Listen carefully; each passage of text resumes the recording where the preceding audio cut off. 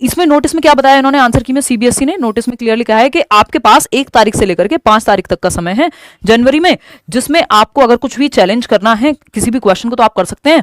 1,000 रुपए एक क्वेश्चन के वो लोग लेंगे, सीबीएसई चार्ज करता है। आप अपने डेबिट कार्ड से करें, अगर एक्सेप्ट हो गया आपका क्वेश्चन तो आपको 1,000 रुपए वापस मिल जाएंगे, नहीं तो वापस नहीं मिलेंगे अगर आपका क्वेश्चन का जो चैलेंज है वो एक्सेप्ट नहीं हुआ, जिसके चांसेस जो हैं बहुत ज्यादा होते हैं। तो अगर वैसे तो जितने क्वेश्चंस मेरे पास आए हैं तो 1-2 चीजों का ध्यान रखना है। एक तो आपको पैसेज वाले क्वेश्चंस को चैलेंज बिल्कुल नहीं करना है ना।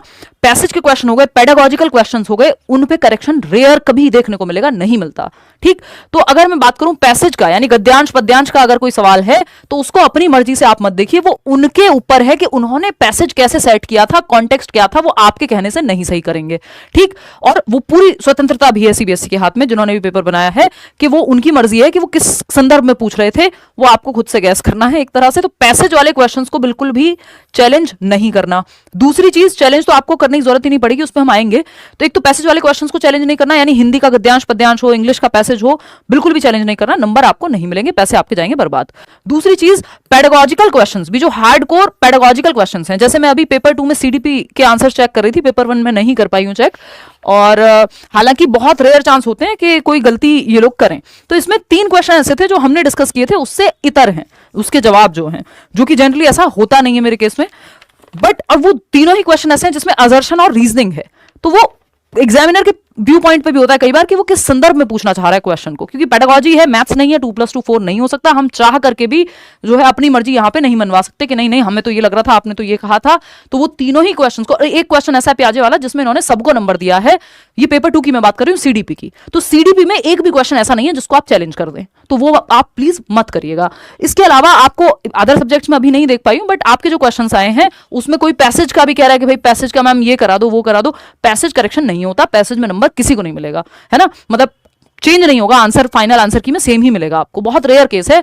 ठीक, बात रही पेडागोजी की, तो पेडागोजिकल क्वेश्चंस में भी बहुत ज्यादा चेंजेस नहीं होते अनटिल अनलेस कोई ऐसी फैक्चुअल गलती ना हो, क्योंकि पूछने का तरीका है उनका। आपके पढ़ने में गलती हो सकती है, मेरे पढ़ने में गलती हो सकती है, या फिर हम कहें कि गलती नहीं भी है तब भी एग्जामिनर ने जिस व्यू पॉइंट से, जिस संदर्भ में क्वेश्चन को पूछा है, अगर हम उसको नहीं समझ पाए तो गलती हमारी है, हम ये नहीं कहेंगे आपकी गलती है सीबीएसई।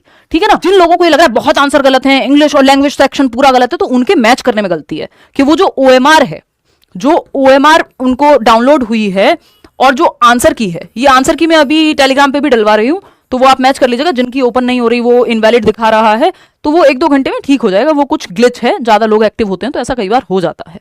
तो ये ओएमआर जो है, इसको आप आंसर की के साथ सही से मैच करिए, और देखिए लैंग्वेज 1 मैच कर रहे हैं 91 से, जो आपके क्वेश्चंस हैं वो आप 120 तक के मैच कर रहे हैं। ऐसा तो नहीं है लैंग्वेज 1 को लैंग्वेज 2 से मैच कर दिया हो आपने, उसमें गड़बड़ होती है, अदरवाइज ऐसा कोई बड़ी मिस्टेक्स आपको नहीं मिलेंगी।